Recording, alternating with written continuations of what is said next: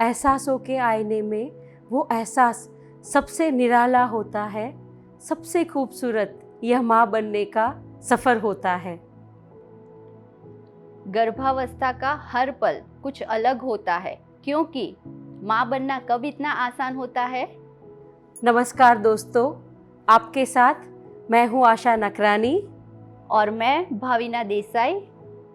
स्वागत है आप सभी का पीएमसी हिंदी द्वारा प्रस्तुत ये शो दिव्य गर्भ में, जहाँ हम जानेंगे कि कैसे आप अपनी गर्भावस्था को पेनफुल नहीं बल्कि दिव्य बना सकते हैं, कैसे आप अपने आने वाले बच्चे के अंदर गर्भ में ही दिव्य संस्कारों का सिंचन कर सकते हैं और कैसे आप अपनी 9 महीने की इस सुंदर यात्रा को स्वस्थ और सुखद बना सकते हैं। हम सभी ये जानते हैं कि एक बच्चे के जीवन में संस्कारों का कितना महत्व होता है। जहाँ अच्छे संस्कार उसके आने वाले पूरे जीवन को सुंदर बना सकता है, वहीं पे बुरे संस्कार उसके पूरे जीवन को तबाह भी कर सकता है। तो यहाँ पे ये ज़रूरी है कि हम गर्भावस्था के दौरान ही शिशु को सही संस्कार दे दें, यानी कि उसका सही में गर्भ संस्कार करें। तो अभी हम ये जानेंगे कि गर्भ संस्कार है क्या। दोस्तों, गर्भ संस्कार तो प्राचीन समय से ही चला आ रहा है। मनुष्य के 16 संस्कार की बात हमारे पुराणों के समय से चली आ रही है और जिसमें से एक संस्कार है गर्भ संस्कार, और वो बहुत ही महत्वपूर्ण संस्कार है क्योंकि एक बच्चे की नींव वहीं से डल रही है। तो दोस्तों, इस गर्भावस्था की जर्नी को शुरू करने से पहले, गर्भ संस्कार को समझने से पहले, आइए हम एक सुंदर सी कहानी सुनते हैं, जो है एक सुंदर से गांव की। एक छोटा सा बहुत ही सुंदर गांव होता है जहाँ पे सभी किसान ही रहते हैं। उसमें से एक किसान है और अभी सभी का खेती करने का, बीज बोने का समय आ गया है। तो सभी किसान अपने खेतों में वहाँ पे मौजूद है और सभी खुशी के माहौल में है, एक उत्सव के माहौल में है। और एक किसान जो बड़ा ही दुख में, बड़ा ही चिंता में है और ऐसा डर उसके चेहरे पे दिख रहा है और वो अपने सर पे हाथ दे करके बैठा है। और उसी समय एक महात्मा वहाँ से गुजर रहे हैं। उस महात्मा ने देखा कि सारे किसान तो बहुत खुश है, परंतु ये एक किसान क्यों दुखी है। वो महात्मा उस किसान के पास गए, बड़े ही प्यार से पूछा कि अरे, बाकी सब तो बहुत खुश है, तो तुम इतने उदास क्यों हो, तुम इतने दुखी क्यों हो। किसान ने बड़ी ही दुखे स्वर में बोला, बड़ी ही चिंता के स्वर में बोला कि महाराज, पिछले 3-4 सालों से मेरे खेत में अच्छी फसल नहीं हो रही है और अब तो ऐसे दिन आ गए हैं कि मेरे परिवार का निर्वाह भी नहीं हो रहा है, क्योंकि मेरा पूरा परिवार खेती से ही चलता है। महात्मा ने कहा, अच्छा, तुम्हें क्यों लगता है कि ऐसा हो रहा है। किसान ने कहा कि मुझे नहीं पता है महात्मा, मेरे खेत में भी उतना ही प्रकाश आ रहा है, वही प्रकाश आ रहा है जो बाकी सबके खेतों में आ रहा है। मेरे ही खेतों को वही पानी मिल रहा है जो बाकी सब किसान के खेतों को मिल रहा है, और मैं भी उतनी ही मेहनत कर रहा हूँ जितनी बाकी सब किसान कर रहे हैं। महात्मा ने फिर से पूछा, अच्छा, तुम्हें क्यों लग रहा है कि ऐसा क्यों हो रहा है।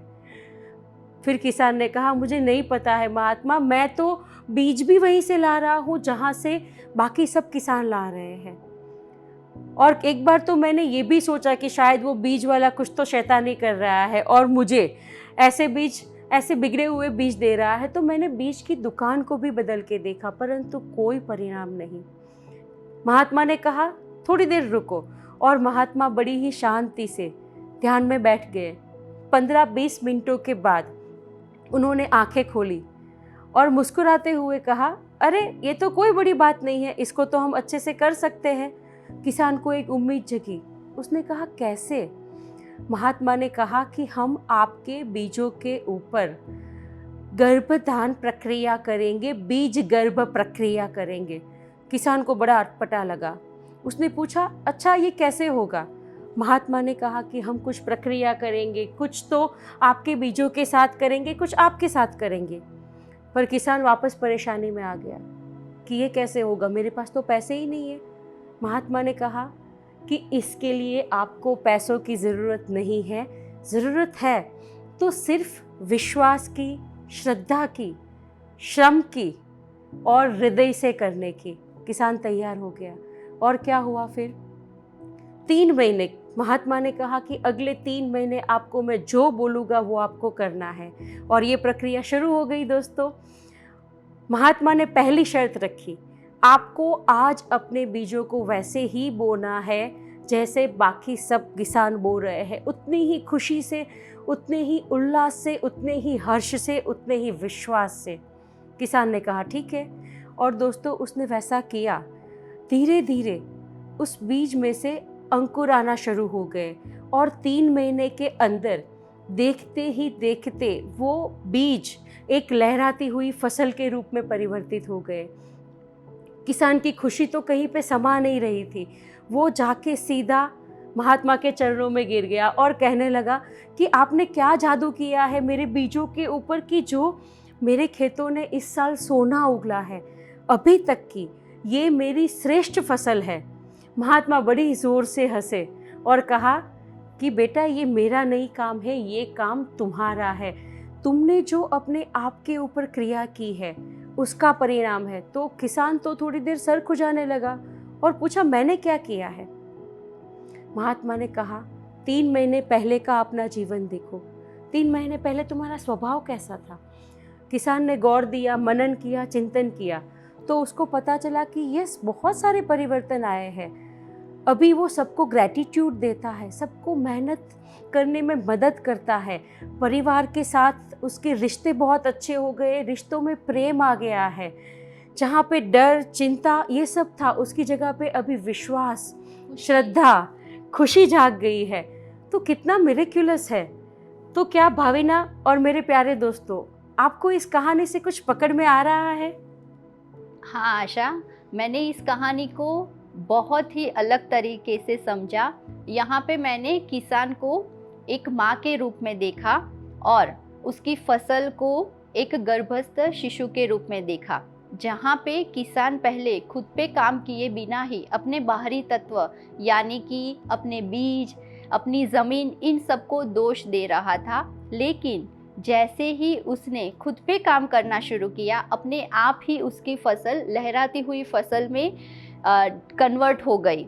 वैसे ही एक माँ जब गर्भावस्था के दौरान खुद पे काम करेगी, अपने आप अपने अंदर काम करेगी, तो उसका जो दिव्य शिशु है वो अपने आप ही उसकी दिव्यता के साथ आएगा। उसकी गर्भावस्था अपने आप ही एक सुंदर और सुखमय गर्भावस्था बन जाएगी। और दोस्तों, हर एक माता पिता चाहते हैं कि उनका आने वाला शिशु बहुत ही संस्कारवान हो, बहुत ही गुणी हो, बहुत ही गुड लुकिंग हो, उसके अंदर वो सारी अच्छाइयाँ हो। लेकिन कभी माता पिता ये नहीं सोचते हैं कि उनका जो बच्चा आने वाला है वो पूरी समर्थता के साथ आए, उसके अंदर इतना सामर्थ्य हो कि वो जो भी चाहे वो अपने आप ही पाले, वो बुद्धा और राम जैसा बच्चा हो। लेकिन माता पिता कभी ये नहीं सोचते, वो सिर्फ और सिर्फ बाहरी तत्वों पर ही ध्यान देते हैं। इसको एक और तरीके से समझते हैं, जैसे कि अगर हम घर बनाना चाहते हैं तो हम कितनी सारी तैयारियां करते हैं। सबसे पहले तो हम एक जगह देखते हैं, एक अच्छा सा प्लॉट देखते हैं, फिर हम एक आर्किटेक्ट को रोकते हैं, उसके पास हम घर का पूरा प्लान बनवाते हैं, जैसे कि कहाँ पे कौन सा कमरा आएगा, वहाँ पे कौन सी विंडो आएगी, कहाँ पे डोर आएगा। इतना ही नहीं, हम साथ में ये भी देखते हैं कि फर्नीचर कहाँ पे आएगा, कहाँ पे चेयर होगी, कहाँ पे सोफ़ा होगा, कहाँ पे बेड होगा। हम कितनी डिटेलिंग करते हैं एक घर बनाने से पहले। लेकिन जब एक माता पिता एक बच्चा लाने के बारे में सोचते हैं तो वो कितनी तैयारी करते हैं। वैसे तो दोस्तों, जब हमें पता चलता है या परिवार में पता चलता है कि इस घर में एक नन्हा बच्चा आने वाला है, तो सभी की खुशियों की सीमा नहीं रहती है। घर में एक उत्सव का माहौल छा जाता है, जैसे कुछ त्योहार आ गया है। परंतु फिर क्या होता है, जैसे जैसे वो गर्भावस्था आगे बढ़ती है, माँ के अंदर शारीरिक रूप से, मानसिक रूप से कुछ हार्मोनल चेंजेस होते हैं, उसकी वजह से माँ के शरीर में काफ़ी सारे परिवर्तन आते हैं।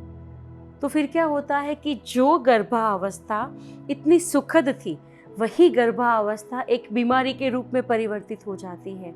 और हमारे बड़े बुजुर्ग, हमारे परिवार के सदस्य, वो सभी हमको सलाह भी देते हैं कि ये मत खाओ, वो मत खाओ, धीरे से बैठो, तुम्हें तेज़ी से नहीं चलना चाहिए, पपीता नहीं खाना चाहिए क्योंकि वो गर्म होता है, जामुन खाने से बच्चा काला आता है, और पता नहीं कितनी। दोस्तों, एक बार ज़रा इन सभी सलाहों पे गौर कीजिए। ये सारी सलाहें सिर्फ और सिर्फ माँ के शारीरिक लेवल पे होती है, परंतु मेंटल और इमोशनल लेवल का क्या? जितना ग्रोथ वुम्ब में, एक माँ के गर्भ में बच्चे का शारीरिक रूप से होता है, उतना ही ग्रोथ मानसिक और भावनात्मक रूप से ही होता है। और ये ग्रोथ कैसे संभव है? सिर्फ और सिर्फ गर्भ संस्कार के जरिए। यस, और ऐसे भी कई सारे सवाल लेके हमारे पास माताएं आती है कि अभी तो मैं 22 साल की हो गई हूँ, मैं 25 साल की हो गई हूँ, इतने सालों से मेरा जो स्वभाव है, मेरे जो विचार है और मेरा जो आचार है, उन सबको मैं कैसे चेंज कर सकती हूँ? ये बदलाव मैं कैसे इतनी जल्दी ला सकती हूँ जो इतने सालों से चला आ रहा है? ये बदलाव हो सकता है क्योंकि गर्भ संस्कार को अगर हम कहें तो वो एक जादू की छड़ी है। आप अपने पुराने पैटर्न्स, गलत आदतें, अपना स्वभाव, अपनी नकारात्मकता, भले ही वो कुछ भी हो, चिंता हो, डर हो, ईर्ष्या हो, घृणा हो, इन सब को बदल सकते हैं धीरे धीरे अपने आप के ऊपर काम करके, ग्रेजुअली अपने आप के अंदर परिवर्तन लाके। और ये जानना ज़रूरी है कि हर एक बच्चा अपने साथ अपने माता पिता के पॉजिटिव और नेगेटिव गुणों के साथ 9 मंथ माँ के जो भी वाणी, वर्तन, विचार है उनके साथ और अपने कर्मास के साथ जन्म लेता है। लेकिन सबसे अमेजिंग बात ये है दोस्तों कि गर्भ संस्कार के थ्रू आप खुद पे काम करके अपनी जो भी नेगेटिव आदतें हैं, नेगेटिव स्वभाव है, उसको पॉजिटिविटी में कन्वर्ट कर सकते हैं, उस पर काम शुरू कर सकते हैं। और दूसरी बात कि 9 मंथ माँ खुद पे काम करे, अपने सभी स्वभाव, वाणी, विचार, वर्तन, इन सब पे काम करके अपने आप ही अपने बच्चे को एक दिव्यता दे सकती है। और सबसे खास बात कि बच्चा जो कर्मास लेकर आता है ना, गर्भ संस्कार के थ्रू माता वॉम्ब में ही अपने बच्चे के कर्मा को भी काट सकती है ना चमत्कार दोस्तों? गर्भ संस्कार यही है, एक चमत्कार ही है। और अभी तो साइंस ने भी ये मान लिया है कि गर्भ संस्कार से कुछ भी चमत्कार हो सकता है। और अगर हम अपने रूटीन के जीवन में देखें तो होता है कि जो माता और पिता दोनों सावले हैं, उनके वहाँ सावले रंग का ही बच्चा आता है, ये मान्यता हमारे समाज में है। परंतु दोस्तों, इसके भी कई सारे रिजल्ट हमने अपनी माताओं में देखे हैं। एक माता का रंग अगर सावला है, पिता का रंग भी सावला है, तो उनके घर में भी उजले रंग का बच्चा आ सकता है। कैसे? एक माता जब कंसीविंग की प्रक्रिया से गुजरती है, गर्भावस्था की प्रक्रिया से गुजरती है, तब वो अगर उनको जैसा शिशु चाहिए, जैसा बच्चा चाहिए, उसकी फ़ोटो अपने कबर्ड पे या तो जहाँ पे भी उनकी नज़र बार बार पड़ती है वहाँ पे लगा दे, और आते जाते जब भी नज़र पड़ती है तब पूरे भाव से देखे, महसूस करे कि यस, मेरा बच्चा ऐसा ही है। तो अपने आप बच्चे का कलर बदलेगा। और साथ में ही भाविना, कलर के साथ साथ में इवन नैन नक्श भी उस तस्वीर जैसे ही होते हैं। और इसके कई सारे उदाहरण हमने देखे हैं। साथ साथ में अगर हम डिजीज़ की बात करें तो आजकल डॉक्टर्स भी ये कह देते हैं कि अच्छा, ये आपको है तो बच्चे में आने की संभावना है, और ऐसे कई सारे डिजीज़ हैं। तो अगर माँ अवेयर है, माँ अपने ऊपर 9 महीनों के दरमियान संपूर्ण तरीके से कार्य करती है, अपने जीवन को बेहतर बनाती है, तो वो जेनेटिकल डिसऑर्डर को भी अटका सकती है। उसकी संभावना 90% बढ़ जाती है दोस्तों। यानी कि हर एक माता पिता ही अपने बच्चे के आर्किटेक्ट बन सकते हैं। वो जैसा चाहे वैसा बच्चा पा सकते हैं। जैसे कि बच्चे को आप जो भी सोचते हैं, जो भी करते हैं, वैसा सब कुछ आप अपने बच्चे में ला सकते हैं। और ये बहुत ही इजी है फ्रेंड्स। जैसे कि हम ये देखें कि कोई कुक खाना बना रहा है और किसी कारण से उसका खाना बिगड़ जाता है, तो हम दोष किसको देंगे? ऑब्वियसली कुक को। वैसे ही अगर कोई पेंटर अपनी पेंटिंग बना रहा है और वो पेंटिंग बिगड़ गई, तो दोष किसका? पेंटर का। तो वैसे ही जब माता पिता खुद पे काम नहीं करते हैं और जब बच्चा बाहर आता है, जन्म लेता है, तब उस बच्चे में कुछ खामियां हैं, उसका स्वभाव अच्छा नहीं है, तो हमें दोष किसको देना चाहिए? किसको जिम्मेदार ठहराना चाहिए? कुछ हद तक नहीं, बल्कि काफ़ी हद तक माता पिता को। क्योंकि हमें जैसा बच्चा चाहिए वैसे गुण हम अपने अंदर लाना चूक गए हैं, तो हम बच्चे से कैसे वो एक्सपेक्ट कर सकते हैं? और हमें पता है कि हम जो 9 महीने करने वाले हैं वही बच्चे के अंदर आएगा, तो हम बच्चे को कैसे दोष दे सकते हैं? कभी ये सोचा है कि अगर आपका बच्चा आज गुस्से में है, इरिटेटिव मूड में है, चिड़चिड़ करता है, या सबको आंसर दे देता है, या कहे कि सारे उसके अंदर नकारात्मक गुण है, वो आए कहाँ से? उसका कोर क्या है? भाविना, इसका जो कोर है ना, वो उसकी 9 महीने की यात्रा है, या तो कहे कि गर्भावस्था के पहले की यात्रा है। जो स्वभाव, जो विचार, जो वर्तन, जो वाणी, जो भाव आज एक माँ के रहे हैं वही बच्चे के रहेंगे। इस बात को जितना जल्दी हम समझ लें उतना एक माँ के लिए बहुत अच्छा है। यानी कि अब गर्भ संस्कार के थ्रू हम ये नहीं कह सकते कि नसीब में होगा वैसा ही बच्चा आएगा, लेकिन गर्भ संस्कार में ये पॉसिबिलिटीज़ है फ्रेंड्स कि आप अपने नसीब को भी बदल सकते हैं। आप जैसा भी बच्चा चाहे ना वैसा पा सकते हैं, गर्भ संस्कार को दिल से फॉलो करके। हर एक माता पिता के पास हमेशा ही 2 ऑप्शन रहते हैं। एक ऑप्शन कि आप खुद पे काम कीजिए और एक दिव्य बच्चा लाइए, और सेकंड ऑप्शन कि कुछ भी मत कीजिए, लेकिन फिर बाद में पूरे जीवन में जैसा भी बच्चा आया है ना, उसके प्रति कोई भी कंप्लेन मत कीजिए। ड्यूरिंग 9 मंथ्स गर्भवती माता अपने खुद पे काम किए बिना ही ये जो समय है जिसमें बच्चे का 80% विकास होता है, उस समय को नष्ट कर देती है।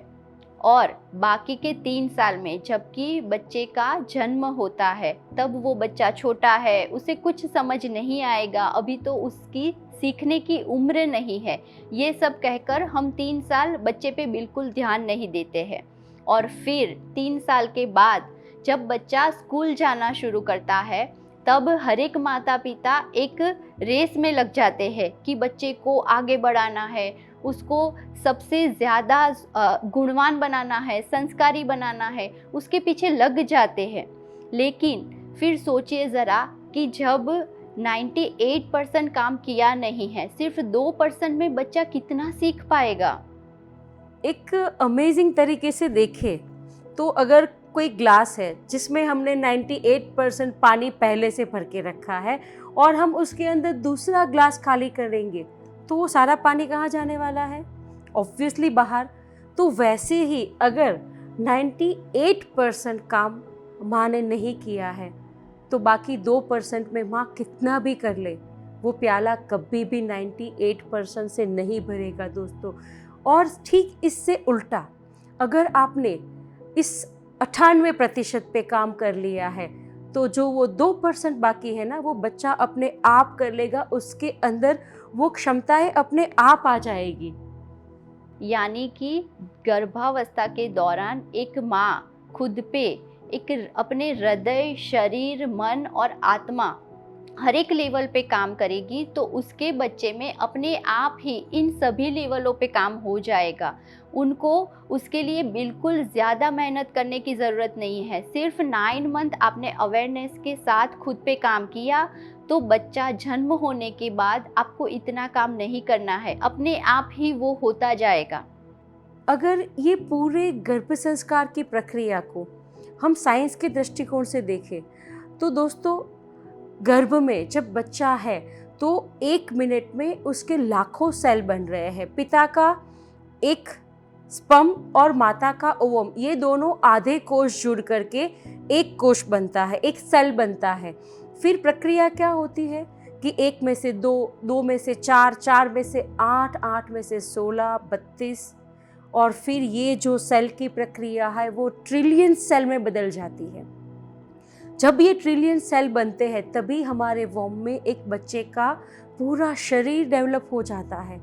और थोड़ा सोचिए कि ये ऐसा तो नहीं है कि हाँ, जब माँ जाग रही है, जब बच्चे के बारे में अच्छा सोच रही है तभी होगा, 1 या 2 घंटे चलेगा फिर स्टॉप हो जाएगा, ऐसा नहीं है दोस्तों। ये प्रक्रिया पूरे 24 घंटे, हर 1 मिनट और हर 1 सेकंड उस माँ के अंदर चल रही है। ऐसे में अगर सुबह हस्बैंड से झगड़ा हो गया और पूरा दिन भी सोचिए कि वो माँ कैसे इमोशन में रहेंगी। अगर उठते ही सासू माँ ने कुछ कह दिया कि बेटा बहू ऐसे मत करो, तो पूरा दिन वो बहू क्या सोचेगी, पता नहीं, ये हर बार मुझे टोकती रहती है, इनको कब समझ में आएगा कि मैं कितनी अच्छी हूँ। अगर फ्रेंड ने गलती से विश करना भूल गई, और दुख।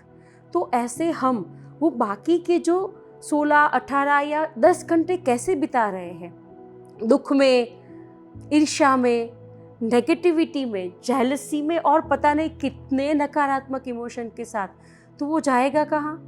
बच्चे के अंदर। और दोस्तों, ये हमें इमीडिएटली बच्चे के बाहर आने के बाद नहीं दिखेगा।